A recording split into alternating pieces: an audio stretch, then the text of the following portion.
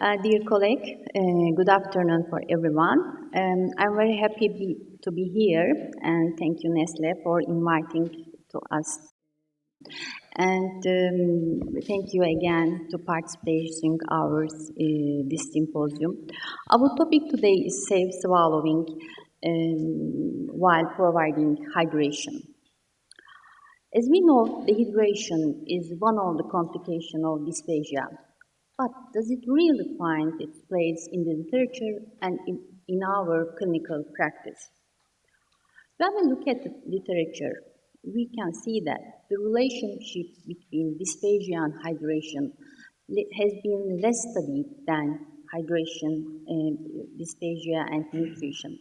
And there is insufficient evidence and data on hydration in dysphagia patients. Dehydration is a complex, multifactorial, and neglected condition, as you know.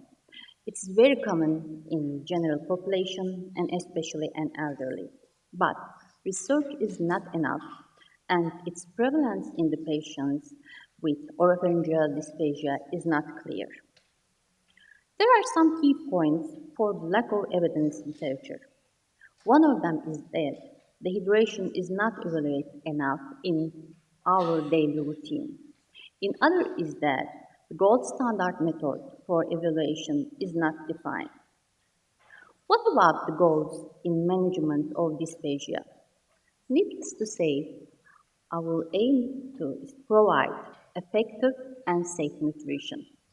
At this point, thickened liquids become the common treatment strategy, especially for safe swallowing. However, there is some controversy about thickened fluids, although it is the most common approach in our daily routine. One of the questions is for the use of thickeners that may come to your mind. Does the thickener really prevent penetration and aspiration? In this study, it stated that safe swallowing is provided with nectar and honey consistency in stroke patients. In other words, as you can see, the viscosity values between 250 millipascal seconds and 800 millipascal seconds ensure safe swallowing. According to a white paper compiled by the European Society for Swallowing Disorders, there is a decrease in the prevalence of aspiration with an increase in viscosity. A recent systematic and scoping preview suggests using a thickener ensures safe swallowing. In addition, multimodal therapies are shown to improve respiratory infections, hospital readmissions, nutritional status, and survival. The other question is, does the thickener cause increased residue? In all phenotypes or oropharyngeal dysphagia patients, pharyngeal residue were not so affected by volus viscosity except for pudding viscosity in neurodegenerative patients. Another study by Steele and her team shows that if the bolus size more than 15 milliliter and the viscosity is mildly, then residue is affected. Moreover, in many studies showed that modified starch thickeners increase oral and pharyngeal residue, but xanthan gum did not. So, in order to avoid the risk of increased residue, we have to remember that the correct diagnosis and determination of appropriate viscosity become highly important.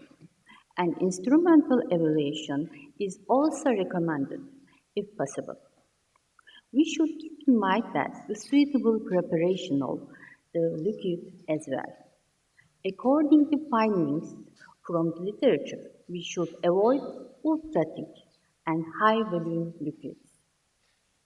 Do texture-modified food and thickened liquids have low acceptance and patient compliance? The short answer is yes. Patients don't like the thickeners and so they don't drink sufficient water. Why don't patients like thickeners? Because thickeners leave coating feeling in the mouth, don't reduce the feeling of thirst, don't taste smell good. At this point, xanthan gum-based thickeners are more preferred. The other issue is the standards for the preparation of thickeners. Protocols and definitions for thickened liquids and foods vary from country to country and from hospital to hospital.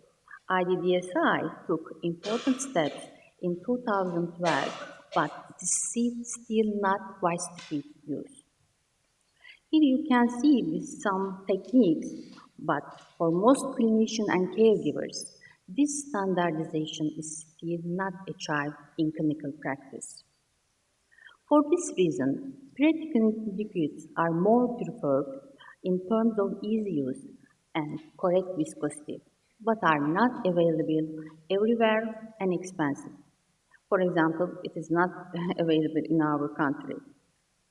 Here you can see the actions that can be taken into the consideration to increase the patient compliance, such as using sweet and carbonated liquids and natural flavors in the beverage and testing different brands and different liquids.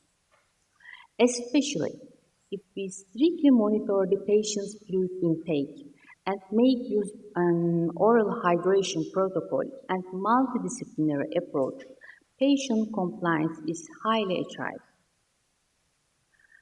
These are the last but important questions. Does the thickener cause a decrease in fluid consumption?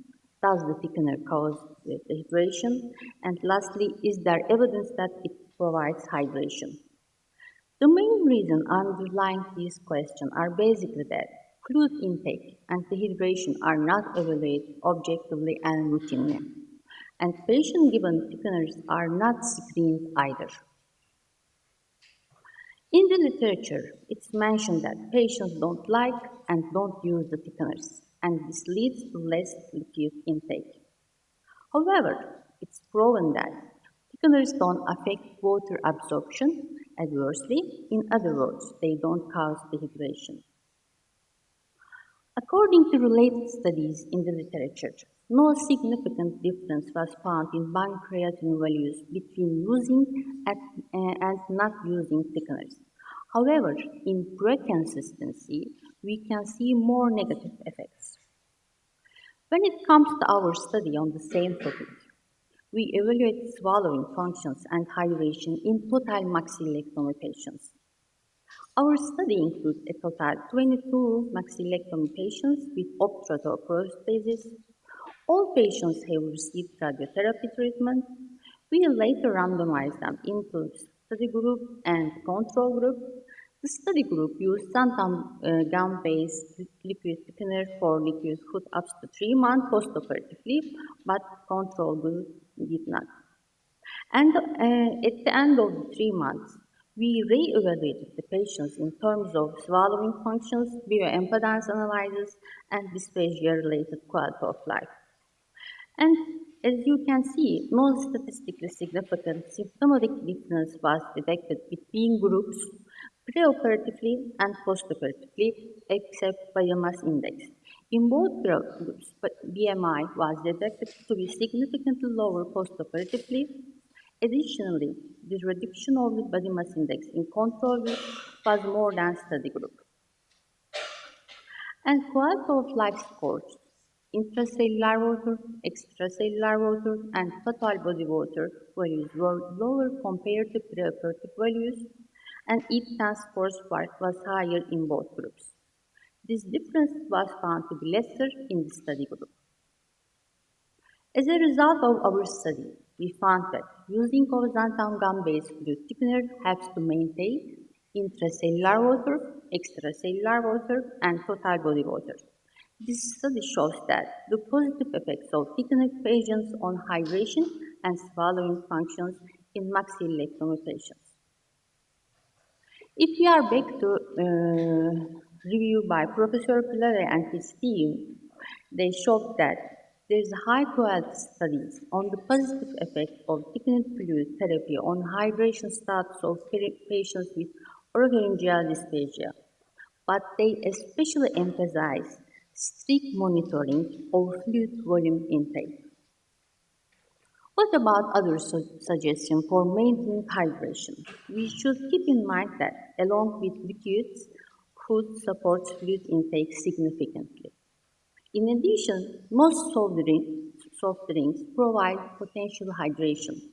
And lastly, the free water protocol can be suggested.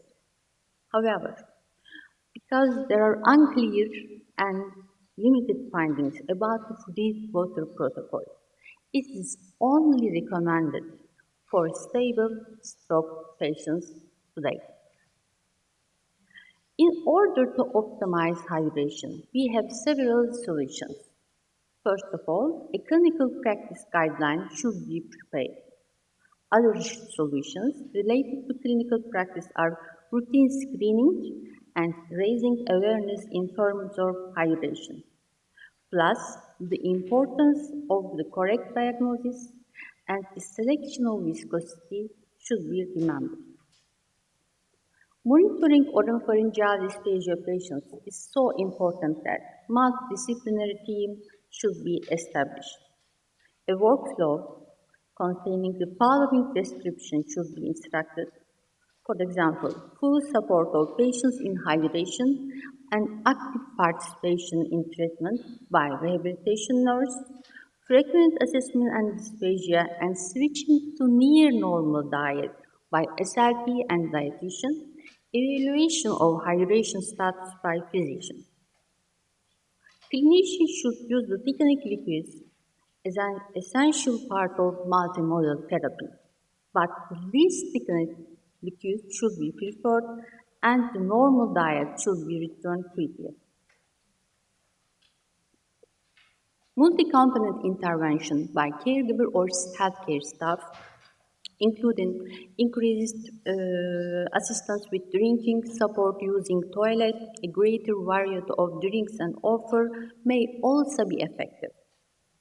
Other intervention by the caregiver and staff about fluid intake include discuss the fluid intake content in foods and beverages, recommend frequent small volumes of thickened liquids throughout the day, provide education on alternative thickening options that use natural fruit ingredients such as yogurt added to milk, applesauce added to apple juice, and lastly use natural slightly thick liquids such as smoothies. To sum up, hydration is an important but neglected issue in dysphagia patients.